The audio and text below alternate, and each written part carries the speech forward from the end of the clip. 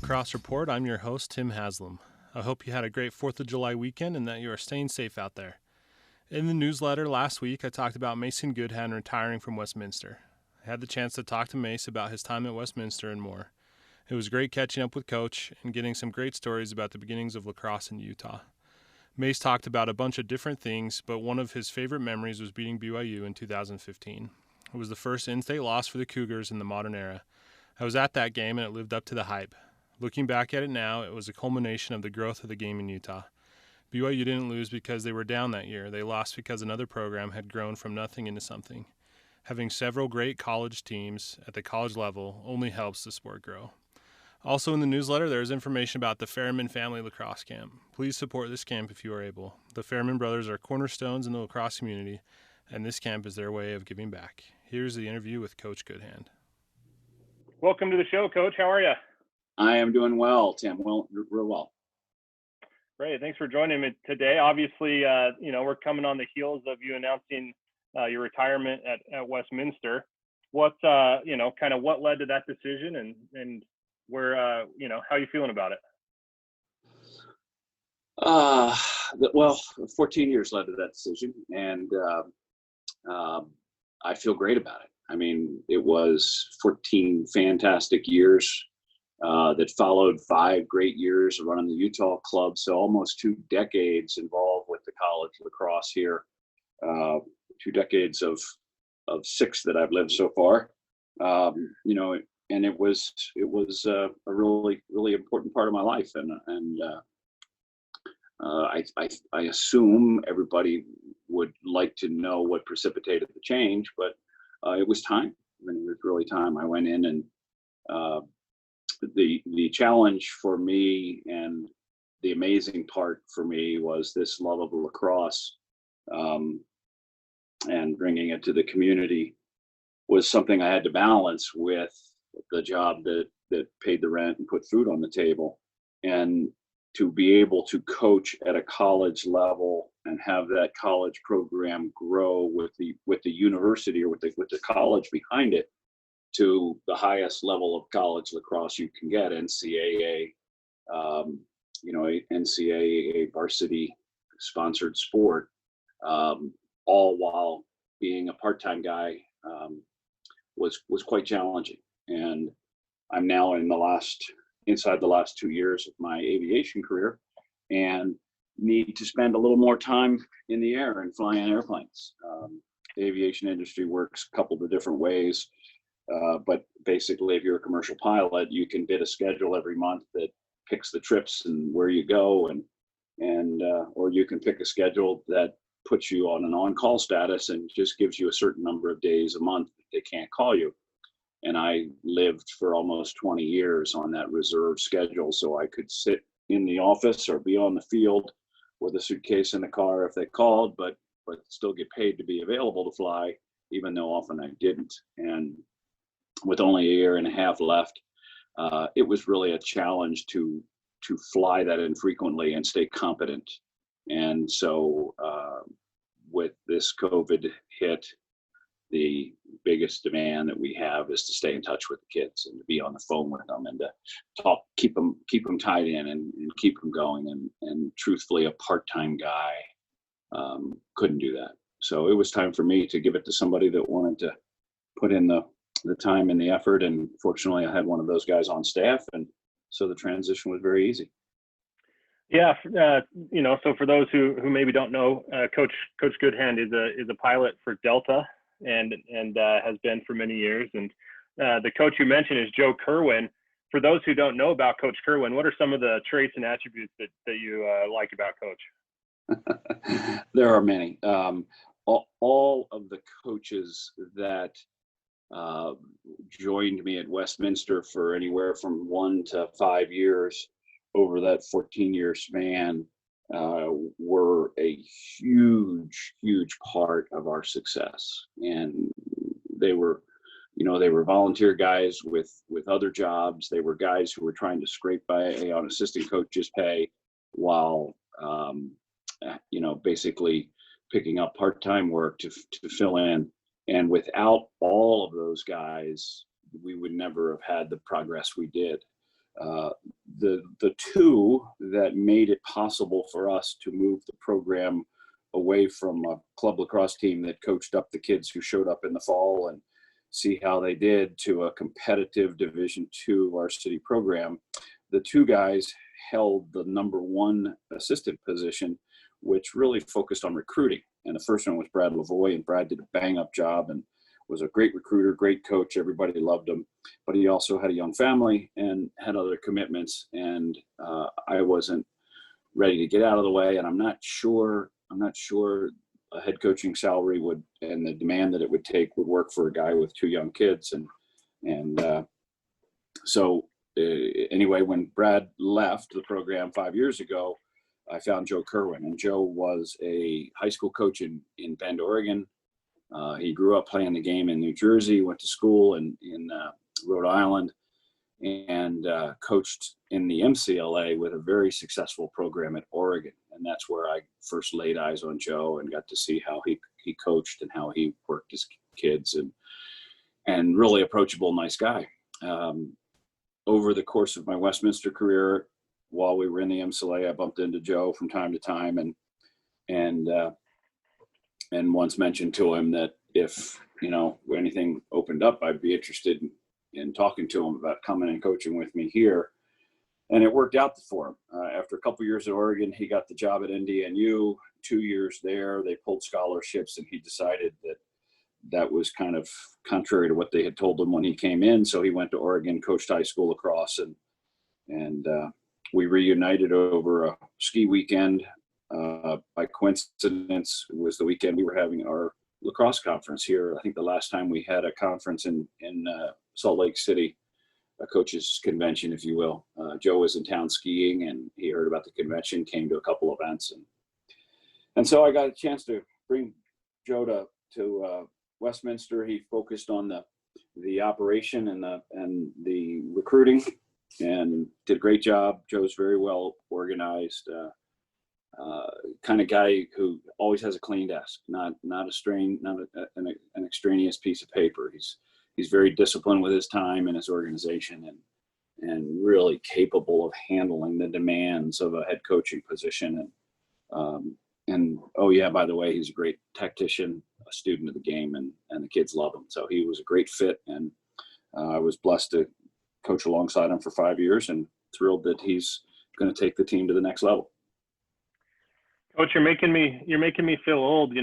When the release came out and said you'd been at Westminster for 14 years, and now telling me that you've been with Coach Kerwin for 5, I could have sworn he got there yesterday. Yeah, So.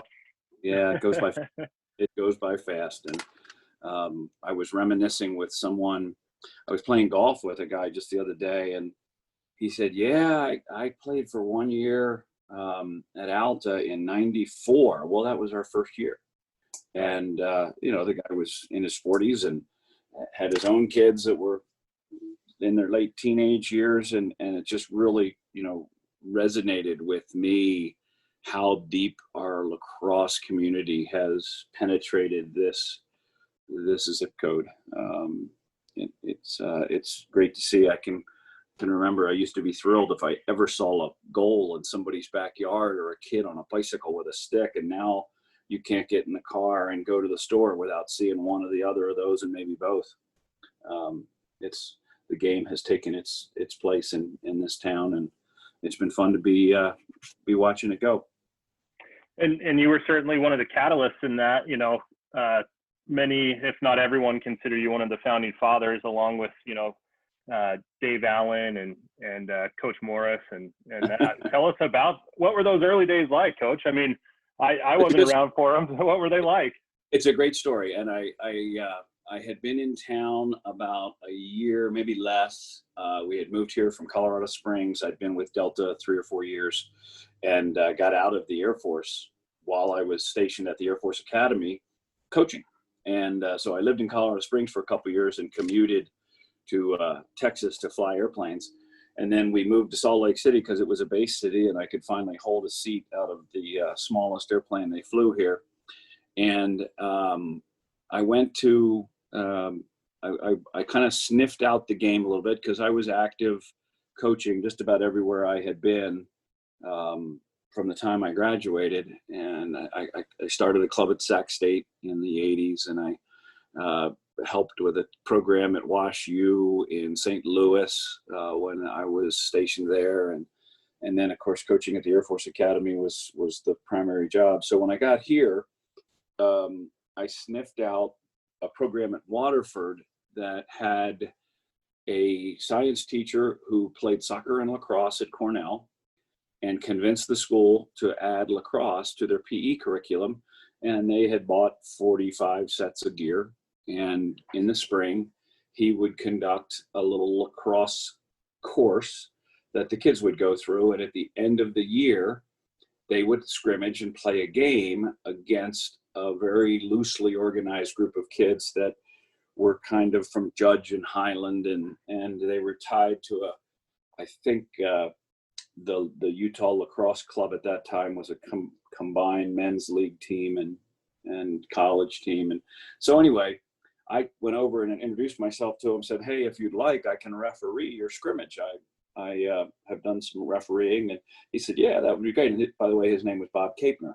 And so Bob put on a scrimmage, and I refereed it, and it went real well, and we had a lot of fun. And when it was over, he was really appreciative of me coming that way. And I said, Bob, if you're interested at all and would loan me your equipment and your field, I will see if we could do a clinic this summer, and I'll organize it, and we'll see if we can get 50 or 60 kids to give this game a try, and then maybe, who knows, we could start a high school league. And he said that would be great.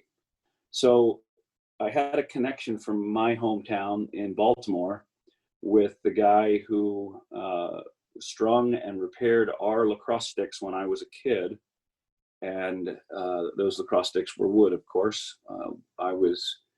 It was 1970 or 71 that the first plastic sticks started coming out. I graduated from high school in 74. So when I was a youth player, it was all wood sticks.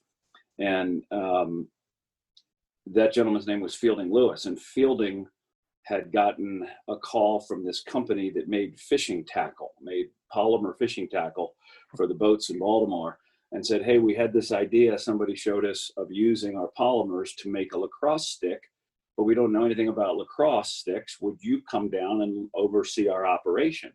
And later Fielding was the first president of STX, and let's see, that was probably 20 years into their life. And I called Fielding up and said, Fielding, I want to try to get lacrosse started here.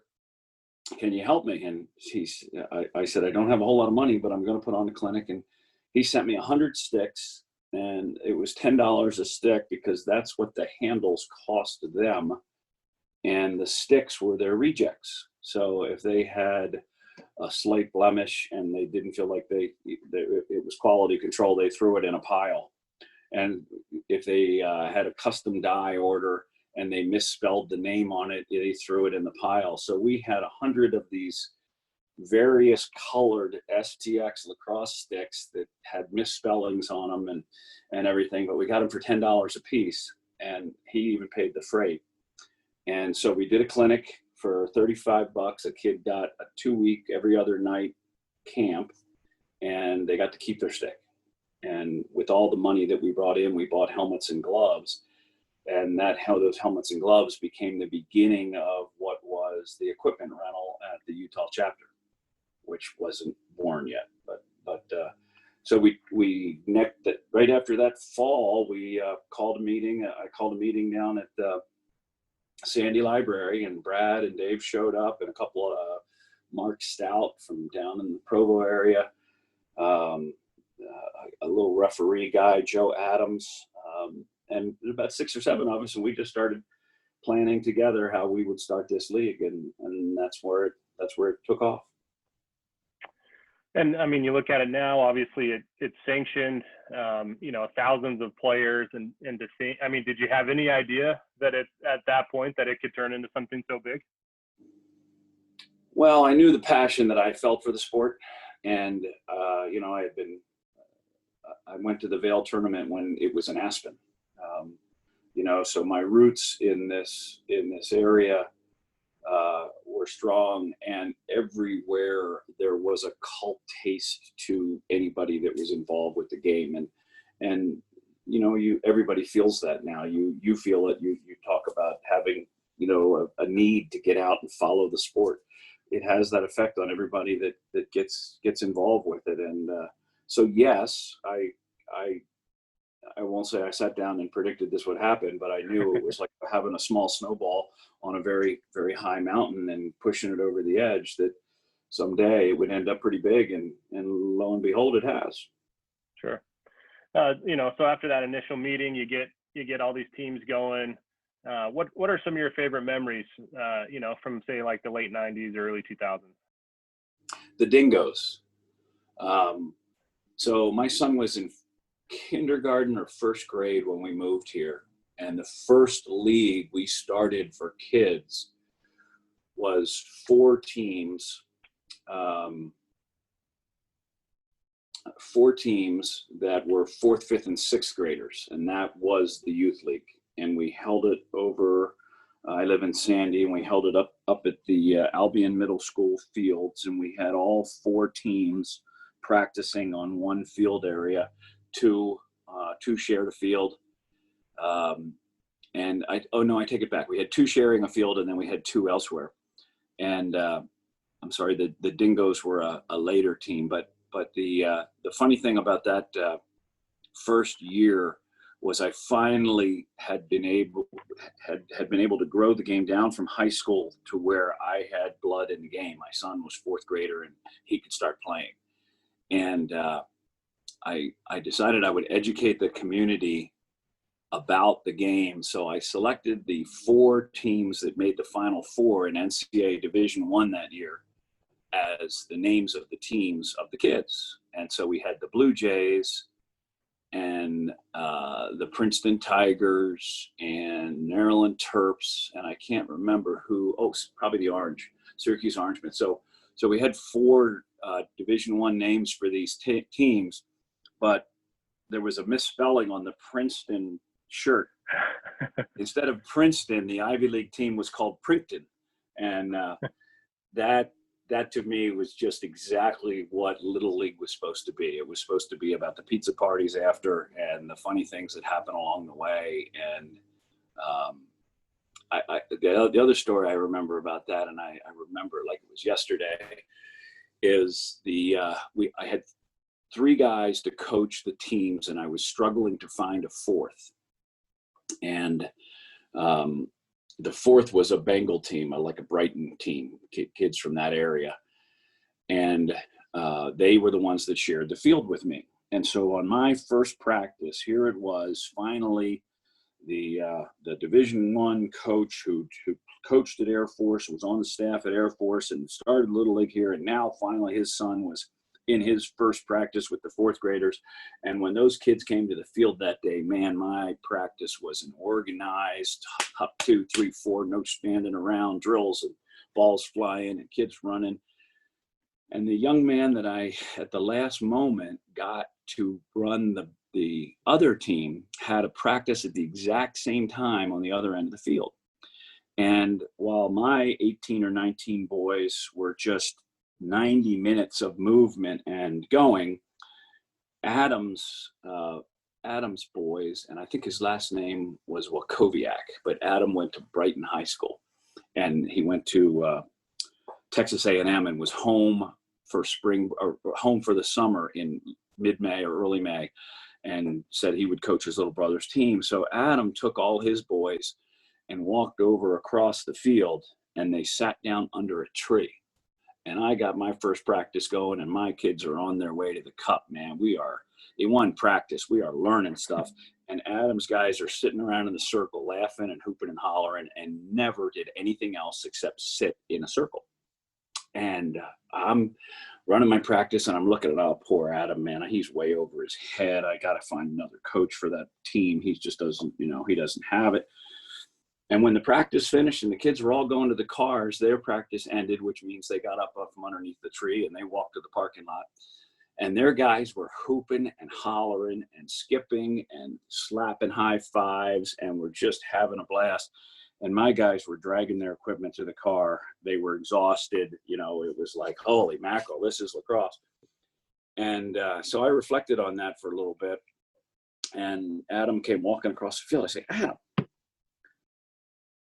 you all right? He goes, yeah, man.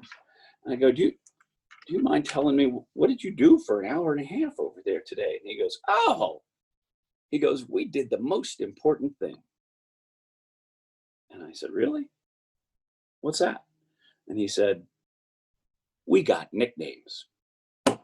And from that day on, I thought about that and thought how much life his kids had in them and how full of energy they were and how great they felt that they warranted one of their buddies making them up a nickname that they would be called while they were lacrosse players. And we used that. When Andrew was in 9th grade, we went to start the 4th, 5th, and 6th grade league at Juan Diego, as we were trying to get that school to recognize the sport. And the K through 8 kids would come to a clinic that we would throw for free, just to see if they wanted to throw, have a lacrosse stick and throw it. And all the 9th and 10th graders ran that clinic. And the first thing they did, it looked like a frat party, but they lined the kids up, and 3 or 4 of the big shot 9th and 10th graders would have the boy walk up and they'd give him a nickname and send him on. And those nicknames were the only thing those kids at Juan Diego would put on their helmet. And for the longest time, that was all I knew of their names, was their nicknames. I didn't even know their last name. And those nicknames lasted a long time. Spray Paint was Stephen Dunn's kid. Spray Paint was his nickname. And he went to Colorado Mesa, and they still called him Spray Paint. And so that was probably one of my most fun memories. Yeah, and you went on to coach at the University of Utah in their club team, and then obviously starting the Westminster program. Tell us about the time at Utah. What was that like? Utah was a neat challenge. We had a rebellion team at Juan Diego called the South Valley Eagles. And it was a rebellion team because the school did not want lacrosse to steal the athletes away from other spring sports. So they were very discouraging of us trying to start a club the first 2 years. And when the third year came and the youth league in the K through 8, thanks to a lady by the name of Lori Maddox, just blew up, Juan Diego had to pretty much say, okay, I guess we'll start a lacrosse team, but we'll pick the coach, because they felt I had organized all of this and had my way when they didn't want it. So they didn't want me staying and coaching the team. And that was when my nephew spent one semester at Penn State after going to McDonough and winning the Maryland State Championship, and hated it, and announced that he was going to go to Utah, where Uncle Mace was, and go to the University of Utah. And so I got fired, if you will, from coaching the South Valley Eagles, and Pat Lambert got called in to take over the program. And my nephew moved out to go to the University of Utah, and brought a couple friends with him from the East Coast. So we started the team there. And that was fun, because those guys were coming out of high school with a lot of desire to play an organized level in college, and there weren't many programs around. If you didn't go to BYU, then you had to go up to Utah State or whatever, and the U team was ready for it. And they had a guy by the name of Robbie Bell, who had won a state championship at Judge, and RJ Smith, who was a great defenseman out of Park City, and a couple other guys that could chug beer really fast. And we walked in and brought some ringers, and kind of went from 0 to 60. And before we left 5 years later, we were in the top 10 of the NCAA. So it was a blast. We had guys like Matt Mayer come out of high school and make All-American in the MCLA his freshman year, and jump right to Towson University. So we had some real. Kyle Fyatt was in our league back then. Kyle was was destined to go play football, and he had an injury at Snow College, or maybe it was Dixie. I'm not really remembering, but he was trying to get into the Pac-12, and his football dream ended. So he went to Utah State, where his parents had been professors, and in 1 year just tore up our league. He was just a phenomenal athlete, and that was a year after Matt Mayer had made the jump to Towson. And Kyle came to me and said, "I understand you helped Matt get his foot in the door at Towson. Do you think I could play at that level?" And my answer was, if this will get you out of my league, I'll be happy to find out. And Kyle was just a great young man, and he went in. Matt Mayer did so well at Towson when I called Tony Seaman up and said, "Tony, how did Matt work out?" "Oh man, this kid is great. We love Matt." And I said, "Well, if you like him, I got another one." And Tony just said, "Send him." And then Kyle got there, and they were just absolutely blown away by his athleticism. And then both Matt and Kyle were just great young men who were eager to learn, first guy to practice, last guy to leave, work hard in study hall. And those coaches weren't used to that, because they had a lot of guys that were prima donnas in their high school programs and felt like the world was owed to them. So when they had two kids that wanted it as bad as Matt and Kyle did, they were quite successful. Sorry, no, you're good. So then you get the call to start the Westminster program. At that point, you obviously took the job, so I'm assuming you're excited about it. But what were some of the early challenges that you faced? Yeah, well, Westminster didn't even have a field. Their sports programs of the 70s and 80s, 60s, 70s, and 80s had pretty much gone away, and the only thing they had was a basketball team and a soccer team. And they later got a president who was from Brown University and a 4-year lacrosse player at Brown. And he had a vision for the college to put an athletic facility on the college where the old football field used to be, and build a nice athletic recreation complex with it. And so they fundraised, and they got the money to do that. And the year that field was finished, he hired an athletic director, and his first thing on his checklist was find out how we can get a lacrosse team.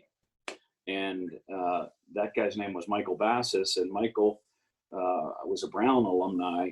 And so when the board approved the budget, well, I should say when the board asked for the athletic director, the brand new athletic director, for a budget, he called me because I was up at the U and asked me, "Hey, if I'm going to put a team together here, how much is it going to cost me? I got to put a budget together. I don't know anything about who we play or how much refs are or whatever." So I built a budget for him. And meanwhile, he kind of showed me what they had planned for the team and where the locker room would be. And here's our brand new field. We just finished it this summer. And I gave him a list of 5 guys that he should call, because I thought they could be good candidates for coaching. And one of them was Craig Morris at Waterford, and probably Dave Allen at Judge was pretty active at that time. So I gave him five guys, and he called me back a week after we had gotten together and said, "Well, I got good news. The board approved the budget. We're going to have a team." And so that's great. Glad to hear it. And he said, "And we're going to start interviewing, but we'd like to interview you first."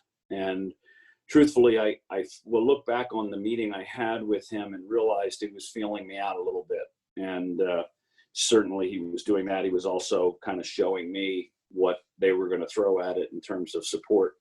And so I didn't really seek the job, but when they let me know what they were going to do and offered it to me, it was a no-brainer. And the only stipulation I had was that he had to give me enough money for assistant coaches, that I could have a good enough staff that if at any time I disappeared from my other job, they were okay with my assistant coaches running the show. And so Dave Long was nice enough to follow me up there. And Dave was a great help when we started the Juan Diego program. And so Dave and I started that program in 2006, 2007. And it just grew from there.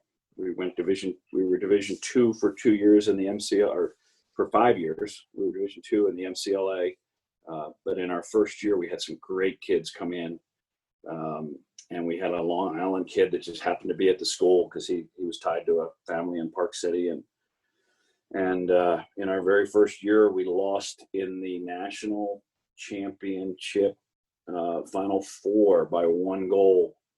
And it was absolutely an epiphany that the guys had. With about 6 or 8 minutes to go, we were down by 5 goals.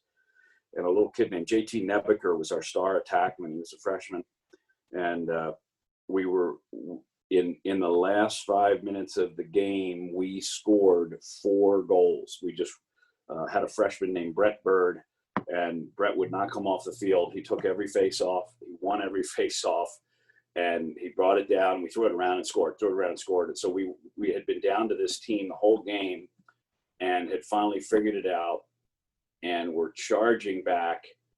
And with 8 seconds left, we had the stick in had the ball in Nebeker's stick. He swept lefty around the goal and fired a shot. The goalie never moved, and it hit. This would have been the tying goal, and it hit the pipe and rolled through to the midfield line, and the horn sounded, and the game was over, and they beat us by 1. And then they went on the next day and won the national championship. It was Montana, and they won the national championship the next day by 10 goals. So in the 2008 season, I didn't even have to coach the guys. They had one thing on their mind, and that was to get the national championship. And it was a really fun year, and it coincided with my son's graduation from college. So I had to fly away from the tournament after the Final Four game that put us in the national championship game, because my son was graduating from Bucknell the next day. And so I sat in a bar in Lewisburg, Pennsylvania, and watched Dave Long coach the sidelines with my other assistant coaches. And they won the national championship. And the quality of the internet back then and the video was pretty bad, but it was we beat Grand Valley, and it wasn't even close. Guys just ran away with it, and it was fun to see. You felt like you really had done a great coaching job, and in reality, Montana had done the coaching job for us the year before. So sure, yeah, no, I was just starting to get into the lacrosse scene at that time, and remember that game and being excited for you. You know, you went on to a couple other Final Fours, if I remember. You played UVU in Denver. One Final Four, and that's when they went on and lost to St. Thomas. And then, obviously success at the MCLA Division I level and at the NCAA Division II level. What are some of your, you talked about those. What's like the one game that stands out to you at Westminster? Well, that's an easy one. I'm going to give you 2. Sorry, but the first one, we made the national tournament every year. We were an MCLA club, and that was, I want to say, 5 or 6 years of Division II and 3 or 4 years at Division I level. We made the national tournament every year, which was really a great accomplishment. But one year we kind of limped into it as number 10, and the number 2 team in the nation was a team from Dayton, and they were really full of themselves. They were just so cocky. And our best middie was a kid by the name of Gian Sexsmith from Park City High School. And Gian's a realtor in town now. But Gian had gotten a Charlie horse, got a knee to the thigh the day before in the first round game. And the MCLA, you play 2 games back to back, you have a day off, and if you're still alive, you play 2 more back to back.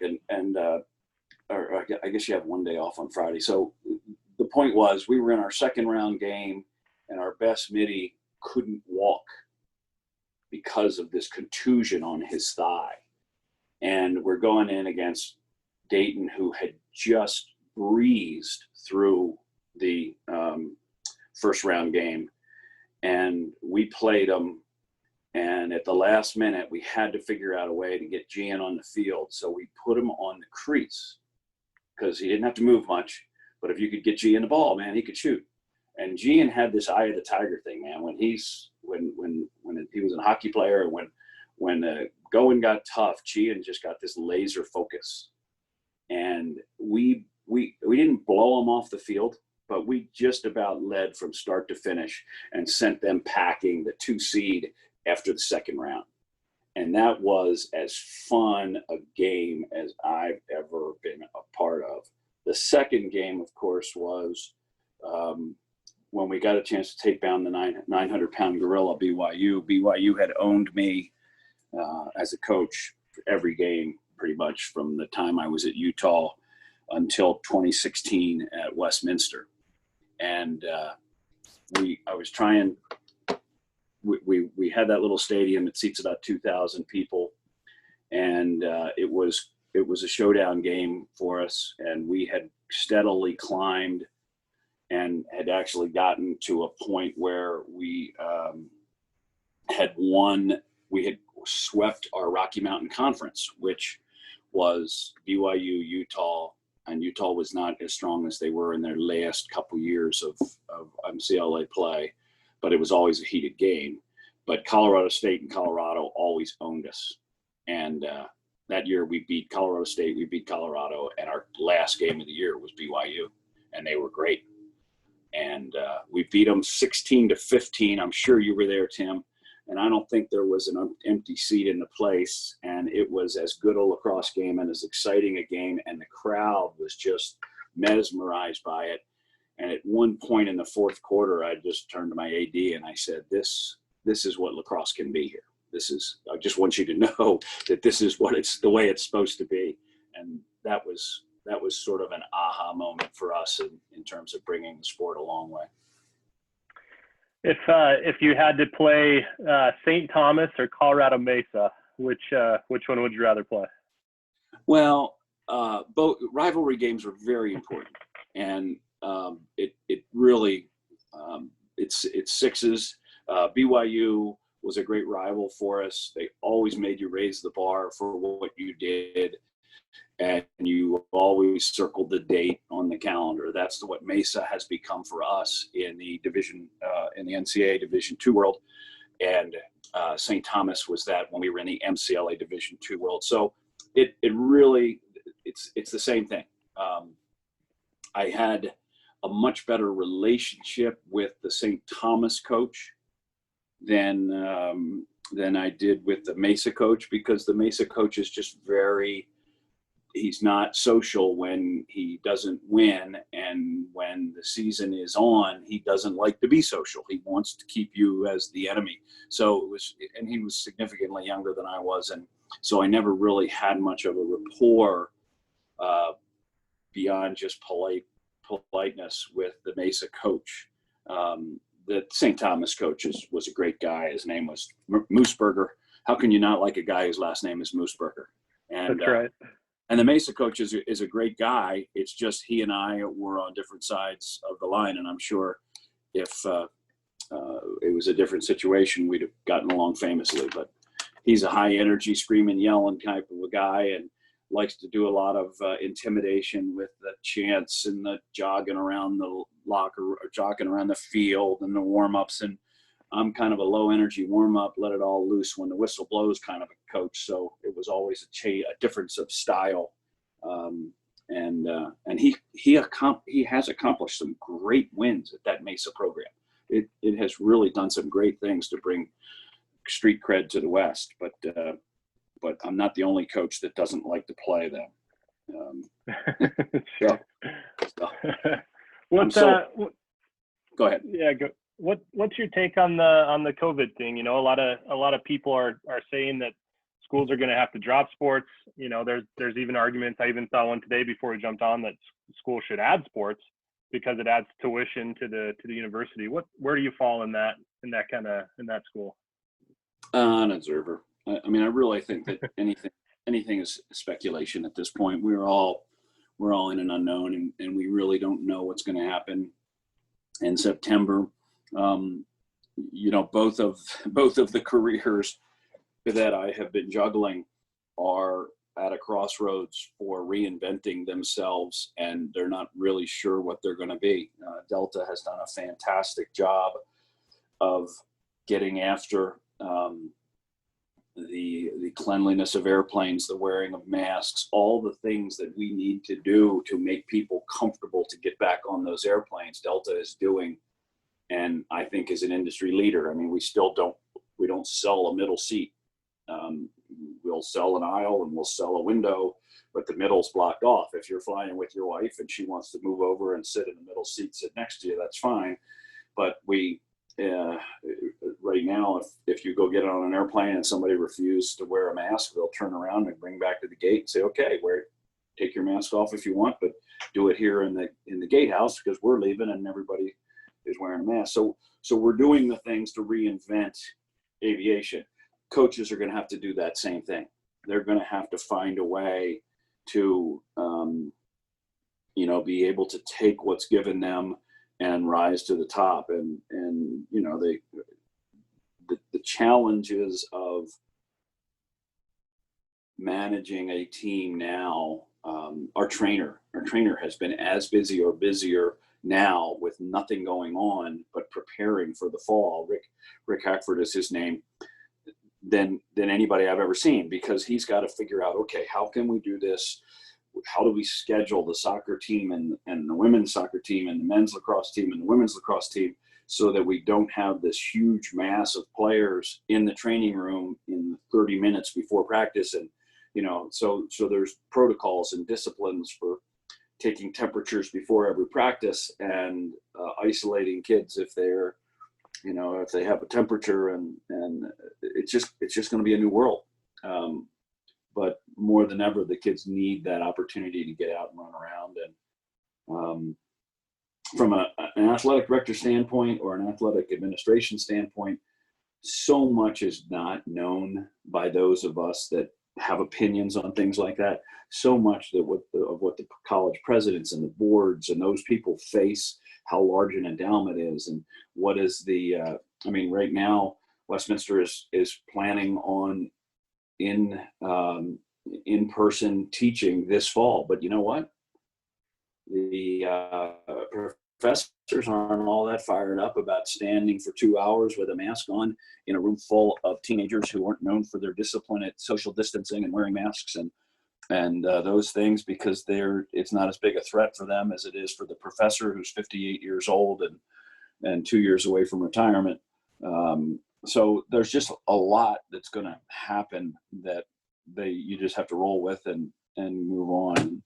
And I know the small colleges, they can't handle another semester of just online classes financially. Sure. They need to give the environment of the college. And so I guess we'll find out what herd immunity is all about, and whether fall we it turns out to be less threatening than was expected. If it's more threatening, then we could be in for more new times. Sure. I'm going to ask you a non-lacrosse question. What's your favorite flight as a pilot? When you see it on the schedule, you get real jazzed about it. Yeah, I don't really have one. Okay. No, I mean, I'll say that all the places you fly have something cool about them. In the later stages of your career, you are chasing, a large percentage of the guys are chasing the paycheck, and the way you get a bigger paycheck is you fly the international flights. You fly the bigger airplanes. So for the last 3 years, I have actually been working out of Detroit, flying an Airbus to China or to Seoul or to Japan or to Amsterdam. And those are the only cities that we serve. There were 5 cities. 3 of those 5 are closed down to us right now. So we're not even flying there. But when I flew domestically and I flew out of Salt Lake on the 7.5, 7.6, they were all the layovers were interesting and the airports were fun. And I liked going back to the East Coast. I like going into San Diego. San Diego is a short little runway and a big park. big parking garage out on the end. So you've got to manage your energy well. You can't be fast, and you can't be slow, and you can't be low, and you can't be high. And I really don't have a single favorite. Sure. What comes next? What does the future hold for you? I really, I'm not making any firm decisions on new projects. I've enjoyed immensely having the spring off and just hanging out at the house and working in my garden and the cherry trees. I was up plucking fresh cherries yesterday. So I'm really enjoying being a homebody right now. I also have found a lot of love for golf, and I play 4 or 5 times a week. From a lacrosse standpoint, I'm still a U.S. lacrosse trainer, which is always challenging and rewarding to go around the country and meet young parents who are into a sport they never played, and they've got to be the coach and to be able to share the enthusiasm and give them confidence that they can be a great coach in this sport, even though they never picked up a stick. That's real satisfying, but it's not beyond reason that I'll end up coaching again, but probably not anywhere near the capacity that I was in before. So we'll see. Well, for my own sake, I hope to see you on the sideline again as a coach. But if not, I'm sure I'll see you in the stands, because my hunch is you'll catch a game here and there, just like the rest of us. Well, I'll tell you, if I know this sounds funny for people that know me, but if the knee would allow, I would love to referee again.